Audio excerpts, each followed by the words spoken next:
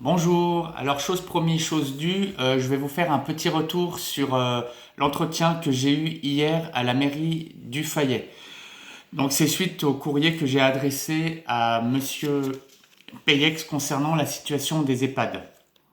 Donc hier à 14 heures, j'ai rencontré Madame Clévy, qui est adjointe au maire de Saint-Gervais, qui est aussi membre de la commission de la vie locale.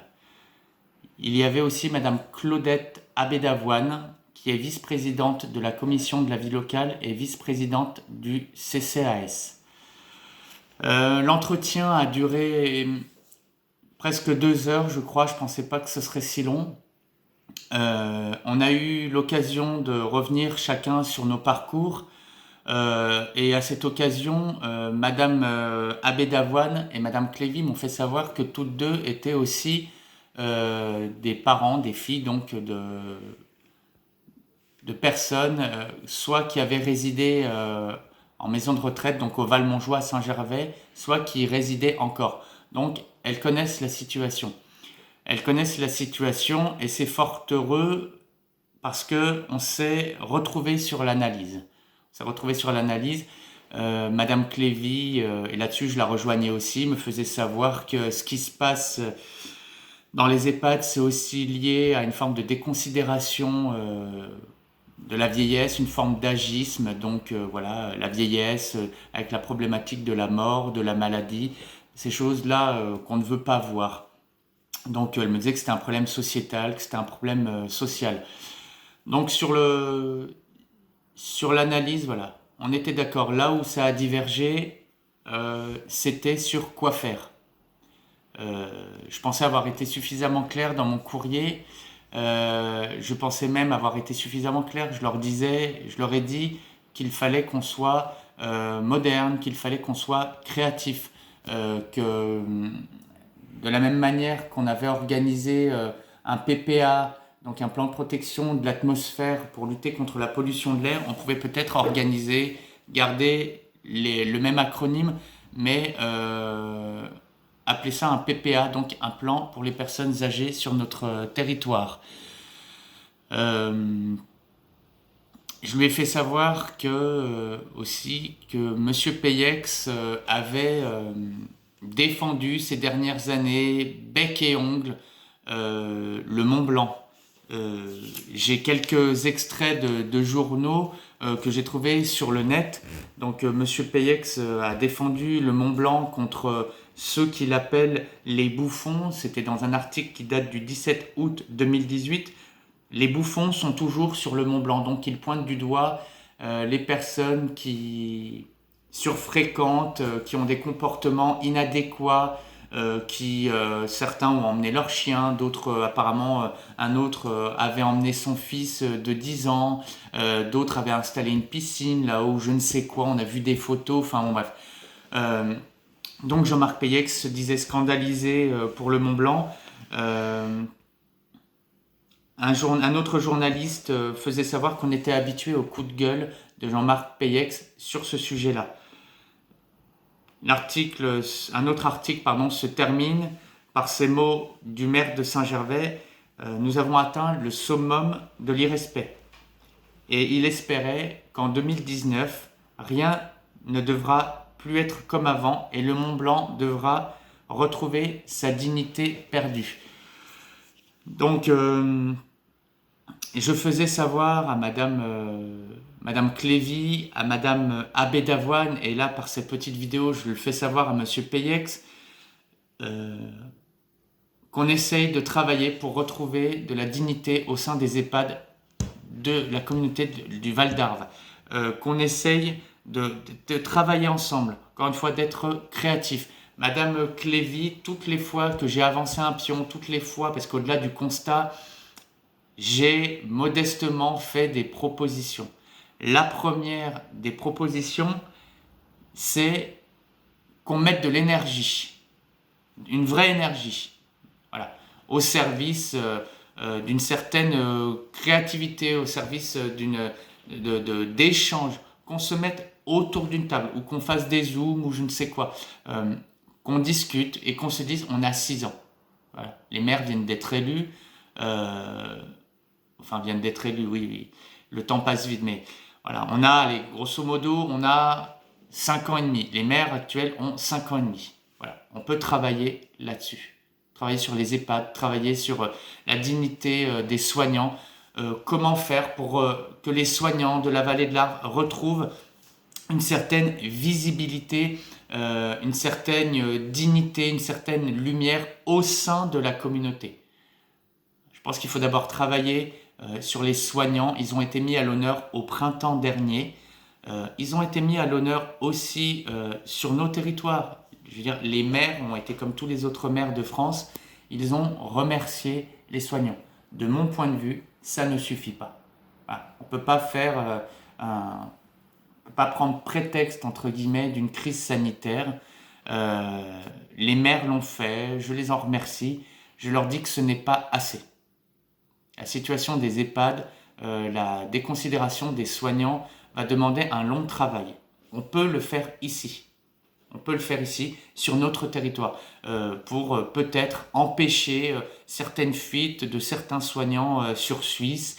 Ou alors j'ai rencontré, ou je rencontre encore des soignants qui viennent sur notre territoire parce que l'appel du Mont Blanc, parce que l'appel des montagnes, parce que ils aiment cette région-là et qui finissent par partir au bout d'un an ou deux.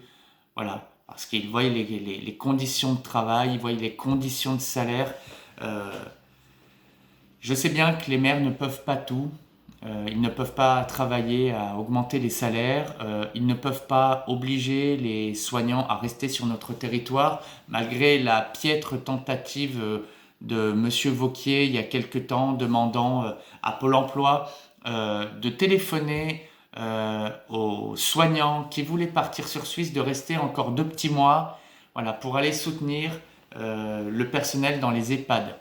Voilà, c'est triste. Voilà, j'ai pas d'autres mots, c'est triste. Donc, je le répète, les maires, voilà, consacrons collectivement de l'énergie à cela, à cette problématique. Je suis prêt à en parler, je suis prêt à vous rencontrer, je suis prêt à rencontrer M. Peyex. Je pense qu'il y a les moyens aussi d'aller, entre guillemets, prospecter dans les EHPAD, adresser un courrier à l'attention des soignants, voilà, un vrai courrier, leur dire voilà, on va travailler, on va mettre en place une sorte de plan local voilà, pour vous, pour travailler avec vous. On souhaite vous inviter, on souhaite vous entendre, on souhaite vous écouter. Alors ce sera long. Voilà, je pense qu'il ne faut pas baisser les bras. La situation, elle est tragique. Il ne faut pas baisser les bras. Je m'arrête là concernant donc Madame Clévy m'a dit qu'elle allait faire un retour à Monsieur Peyex. J'attends son retour. Quoi qu'il en soit, je continuerai. Qu'il y ait un retour ou qu'il n'y en ait pas, que ce retour soit positif, à mon sens évidemment, ou qu'il ne le soit pas, je continuerai d'interpeller, je continuerai d'essayer de travailler à trouver, entre guillemets, des solutions ou des semblants de solutions. La petite surprise, parce qu'hier je vous avais parlé d'une petite surprise, c'est ce document de la mairie de Sallanches. De la part de M. Morand. Donc je ne suis pas peu ému d'avoir pour la première fois un courrier de M. Morand, où il m'écrit « Par courrier du 16 décembre dernier, vous attirez mon attention sur la situation dans les EHPAD de la vallée. Je rejoins votre analyse.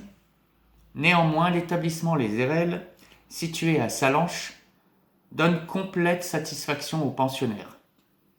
De plus, le projet de création d'un nouvel EHPAD sur la commune est à l'étude en lien avec la direction de l'hôpital. Toutefois, l'avis de l'Agence régionale de santé est obligatoire, cette décision lui appartenant. Je vous prie d'agréer, monsieur, mes salutations les plus distinguées. Georges Morand, maire, conseiller départemental. » Ben voilà, c'est la surprise. Alors la surprise, elle est double. La première, allez, je vais être un tantinet taquin, elle est triple. La première, c'est que M. Morand m'ait répondu. Première surprise. La deuxième, c'est qu'il rejoint mon analyse concernant les EHPAD. Je l'ai pas beaucoup entendu parler des EHPAD pendant la campagne municipale, ni d'ailleurs avant, ni d'ailleurs après. Bon, il en a sans doute parlé, de mon point de vue, pas assez, mais enfin, il me rejoint sur cette analyse, donc je suis heureux, surpris mais heureux. Non, la vraie surprise, et c'est la surprise de la part, d'un soignant qui travaille en EHPAD depuis 20 ans, c'est que les RL donnent complète satisfaction aux pensionnaires. Complète. Il n'y a pas à discuter, Monsieur Morand, pas à discuter. Vous avez dû faire des enquêtes de satisfaction. Les résidents ont tous coché, très satisfaits, totalement satisfaits, complètement satisfaits, que ce soit sur la nourriture, le personnel, sur voilà, tous ces domaines-là, complète satisfaction. Moi, ça fait 20 ans, j'ai travaillé dans le sud, j'ai travaillé à Marseille, à Manosque, à Paris, j'ai travaillé à Chambéry, j'ai travaillé dans d'autres villes et villages de Haute-Savoie, j'ai jamais vu ça. J'ai toujours vu quelquefois des résidents se plaindre de la nourriture, se plaindre du manque de considération, se plaindre de rester dans le lit jusqu'à 11 heures, se plaindre que ça fait déjà la troisième fois cette semaine qu'on mange des saucisses et qu'on en a marre des saucisses. Visiblement, c'est pas ce qui se passe aux RL. Alors moi, j'invite Monsieur Morand à appeler la presse locale, la presse nationale, qu'ils viennent faire un reportage au sein des RL pour dire, voilà, ça c'est un établissement de santé, c'est un EHPAD qui donne complète satisfaction aux pensionnaires. Voilà. Aux pensionnaires, c'est bien. Est-ce que cet établissement donne complète satisfaction aux soignants qui y travaillent et donne complète satisfaction aux familles des résidents? J'ai discuté avec une collègue dont la maman est dans cet EHPAD-là. Dans ses propos, j'ai pas senti une complète satisfaction. Donc voilà, donc ça vient déjà dénoter un petit peu sur ce que m'écrit Monsieur Morand dans son courrier. Quant aux soignants, écoutez, je pense que, en tous les cas, si j'en ai pas rencontré, je doute fortement, mais c'est possible, hein, mais je doute fortement qu'ils soient totalement, complètement satisfaits. Voilà, je m'arrête là. Juste vous dire que je dois rencontrer Monsieur Castera le 25, donc je vous ferai un retour. Je devais rencontrer Monsieur Jacaz hier matin. Il a décommandé. Il m'a fait savoir qu'il me recontacterait la semaine prochaine. Quoi qu'il en soit, je ne lâcherai pas. Je n'ai pas envie de lâcher. Je ne peux pas lâcher. Ça me paraît pas, à titre personnel, ça ne me paraît pas supportable. Ça ne me paraît pas envisageable. Et à titre, entre guillemets, plus collectif, ça ne me paraît pas envisageable non plus qu'on, entre guillemets, condamne les personnes âgées au seul prétexte, je pense, qu'elles sont justement âgées, déficientes mentalement et tout le reste, qu'on les laisse dans l'ombre et qu'on laisse les soignants qui s'en occupent dans l'ombre. Donc je continuerai à écrire mes courriers, je continuerai peut-être à faire ces vidéos-là, je continuerai à interpeller les élus. Si vous avez envie de me rejoindre, voilà, vous pouvez aller sur la page Facebook d'Hygiède. Vous pouvez me contacter en MP. Voilà, je veux dire, je suis ouvert à toute proposition. On peut se rencontrer, on peut discuter. Je l'ai déjà fait avec certains d'entre vous. C'est avec plaisir. Voilà. Donc, je vous remercie de m'avoir écouté et je vous dis à bientôt.